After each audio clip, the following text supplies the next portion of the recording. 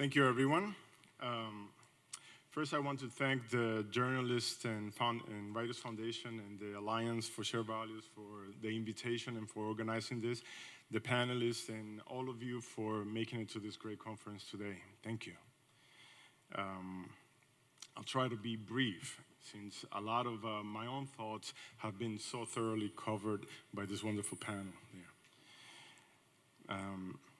During the past couple of years, I've been working on an in-depth documentation of the Hizmet movement, a visual documentation of the Hizmet movement, also known as the Gulen movement, as an effort to understand better what the movement is, what it does, its motivation, its impact, no longer within its own native Turkey, but also, and more importantly, as an international movement. Some of you might know this movement very well. For others, it might be little known. So far, in my own process, I have seen the work of tireless, committed individuals who truly believe that selfless service towards others, education as a foundation, and respect of our differences can really bring about peace and prosperity in our society. I've also witnessed how these individuals, because of their ideals, are being persecuted, jailed, tortured, and wrongfully accused of plotting against democracy. Hundreds of families, thousands of people, women and children, have been forced to escape the persecution of the current Turkish government. I had a couple of stories to tell you. I'm going to leave it just to one, because the stories of Ms. Hafa Gidab were right on point, and I'm only going to stress your own point here.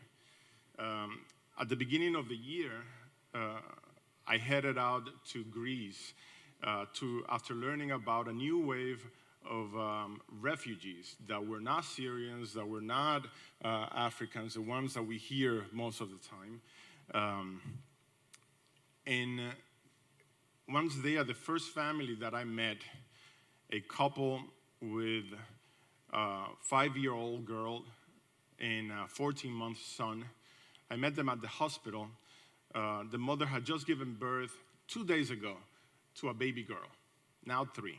She was 7 months pregnant when they had to escape Turkey and make that trip, walking 2.5 days through the woods, across the very cold Ebros River, taking the chance with their children, with the help of smugglers, and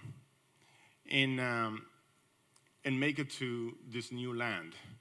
2 days before I met them, they went to the hospital, not knowing a word in Greek, not knowing how to ask for help. But they were lucky of meeting one lady, a Greek lady who could speak Turkish. And she helped them navigate the situation in the hospital and meet the doctors and stay with them all throughout the birth of the baby. And then afterwards, she stuck around. She stayed there, and she had become this sort of godmother for them. They named the baby Irene, after the Greek lady that helped them.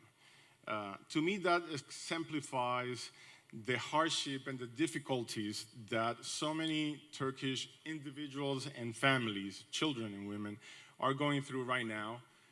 But he also, at the end, brought in a lot of hope, because once we get to know the other, once we get to have the real contact, we realize that people do have a lot of love in there, and they do want to help. Sometimes when we just don't know, it's very easy to make assumptions of things. But this lady, Irene, she has never left their side. And today, they're still going through a lot of hardship, but they're pushing forward, and they are integrating better into the Greek society, thanks to people like that. Some images from that work are right now behind those walls. I invite you all to spend some time throughout the day, if you can, and see some of these families, read a little bit more about their experiences and their stories. Thank you very much.